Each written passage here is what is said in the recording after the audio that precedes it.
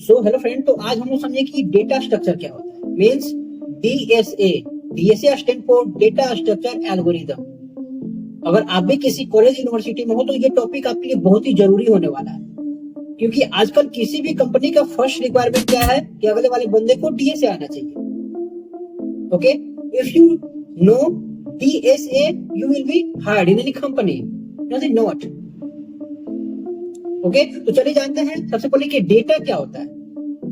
तो collection of row facts और data. Okay, तो आपको आसानी समझ आएगा कि डेटा क्या होता है। After that data structure. So data structure is represent of the logical relationship existing between individual element of data. ठीक है, तो इसको आसानी से हम लोग बोल सकते हैं organised collection of data in particular way called data structure. यानी कि कोई भी डेटा का ऑर्गेनाइज्ड कलेक्शन किसी पर्टिकुलर वे में होता है, उसको क्या बोलते हैं हम लोग? Data structure. तो डेटा स्ट्रक्चर और डेटाबेस में क्या डिफरेंस है? अगर आपको डेटाबेस के बारे में कोई आइडिया नहीं तो मेरा प्रीवियस वाला वीडियो चेकआउट कर सकते हो। मैंने वहां पे अच्छे से डीबीएमएस के बारे में बताया है कि डेटाबेस क्या होता है, डेटाबेस मैनेजमेंट सिस्टम क्या होता है, उसमें क्या क्या फंक्शन होते हैं, क्या क्या कमांड्स होते हैं, क्या होता है उसमें, कितने टाइप होते हैं। ठीक है, मैंने वहां पे अच्छे से एक्सप्लेन किया हुआ कि डीबीएमएस डेटाबेस होता क्या है। तो डेटाबेस क्या करता है? हमारा डेटाबेस किसी भी डेटा को स्टोर करता है, किसी भी डेटा को ऑर्गेनाइज्ड वे से मैनेज करता है। बट डेटा स्ट्रक्चर क्या करता है? हमारा डेटा स्ट्रक्चर क्या करता है कि किसी भी डेटा की इफिशियंसी को मैनेज करता है, किसी भी डेटा के स्पेस इफिशियंसी को मैनेज करता है, टाइम इफिशियंसी को मैनेज करता है, ये स्टोर नहीं करता। ठीक है, तो यही दोनों में डिफरेंस है। डेटाबेस क्या करता है? स्टोर और मैनेज करता है, ये इफिशियंसी को मैनेज करता है डेटा स्ट्रक्चर। यही दोनों में डिफरेंस है। तो अब हम लोग समझेंगे कि एल्गोरिथम क्या होता है भाई। तो हम लोग आसानी से बोल सकते हैं कि step by step description of any program called algorithm. ठीक है, यानी कि स्टेप बाय स्टेप और step by step description of any program called algorithm. यानी कि किसी भी प्रोग्राम, अगर बाय द वे, ठीक है, अगर हम यहाँ पे इंट मेन करते हैं, ठीक है, यहाँ पे हम लोग यहाँ फंक्शन क्रिएट करेंगे, फंक्शन यहाँ पे लिखेंगे। ठीक है, उसके बाद हमें अगर यहाँ पे लूप चला रहे हैं, मतलब फॉर लूप, ठीक है, फॉर जो भी होगा इंट आई इक्वल कुछ, ठीक है, तो हमारा पे यहाँ फॉर लूप फंक्शन स्टार्ट हुआ तो उसका एल्गोरिथम लिखेंगे।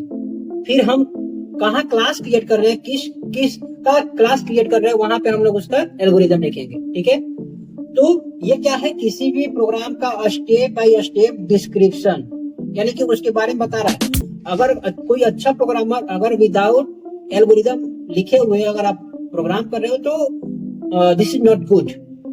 ओके, क्योंकि कोई एक अच्छा प्रोग्रामर सबसे पहले किसी भी, अगर आपको कोई मूवी प्लेलिस्ट क्रिएट करना है with Java and C++, so you should to write your program algorithms. Okay, तो सबसे पहले आपको क्या करना होगा? उस प्रोग्राम का एल्गोरिथम देखना होगा कि मुझे में इसमें कितना हमको क्लास क्रिएट करना होगा, इसमें क्या हमको प्रिंट कराना है। तो उसमें जितना भी आपका स्टेप है उसका, उसमें स्टेप बाय स्टेप उस प्रोग्राम के बारे में आपको लिखना होगा। उसके बाद अगर आप किसी भी प्रोग्राम का एल्गोरिथम अगर आप किसी भी पेन कॉपी लेके आप लिख लेते हो, आपके माइंड में सेट हो जाता है कि हमको इतना क्लास क्रिएट करना है, तो आपका प्रोग्राम क्या होता है? आसानी से वो बन जाता है। नहीं तो आपके लिए कॉम्प्लेक्स हो जाता है कि हमको करना क्या है। एल्गोरिथम के सहायता से किसी भी प्रोग्राम को आप फास्ट कोड जनरेट कर सकते हैं, कोड लिख सकते हैं। ठीक है, तो आपको आसानी से समझिए एल्गोरिथम क्या होता है। तो यहाँ पे क्या होता है कि हमारा डेटा स्ट्रक्चर क्या होता है? टू टाइप का होता है, एक लीनियर, एक नॉन लीनियर। क्या होता है? एक लीनियर, एक नॉन लीनियर। तो लीनियर से आप क्या समझते हैं कि where occupied the memory in sequence way. जैसे हमारा एरे, ठीक है, सीक्वेंस वे मीन्स ये हमारा एक सीक्वेंस हो गया। हमारा क्या हो गया? एक सीक्वेंस, एक के बाद एक, एक के बाद एक, हमारा क्या हो गया? सीक्वेंस। तो नॉन लीनियर में क्या क्या आता है? तो फर्स्ट वन एरे, ठीक है। एरे क्या होता है? ये क्या होता है? लीनियर, यानी कि सीक्वेंस में से डेटा स्टोर होता है इसमें। ठीक है, यानी कि ये हमारा एड्रेस हो गया, इसमें एक वैल्यू हो गया, इसमें एड्रेस हो गया, इसमें वैल्यू हो गया। ठीक है, अगर ये 1000 एड्रेस है तो इसका वैल्यू ये। ठीक है, तो ये सीक्वेंस वाइज से हमारा एरे में स्टोर होता है। और लिंक लिस्ट में भी सेम होता है, लिंक लिस्ट में भी सेम होता है। स्टैक में क्या होता है कि एक के ऊपर एक हमारा डेटा स्टोर होता है। ठीक है, तो ये सब लिंक लिस्ट, स्टैक, एरे आने वाले वीडियो में बहुत अच्छे से डिटेल से हम लोग जानेंगे। ठीक है, तो हमारा लीनियर में क्या होता है? First one is array, second one is link list, third one is stack and fourth one is Q. Non linear में क्या होता है? तो डिलीट कर लेते हैं। तो element store anywhere like graph and tree. ठीक है, तो हमारा एक ग्राफ, ये ट्री हो गया। ठीक है, ये ट्री हो गया।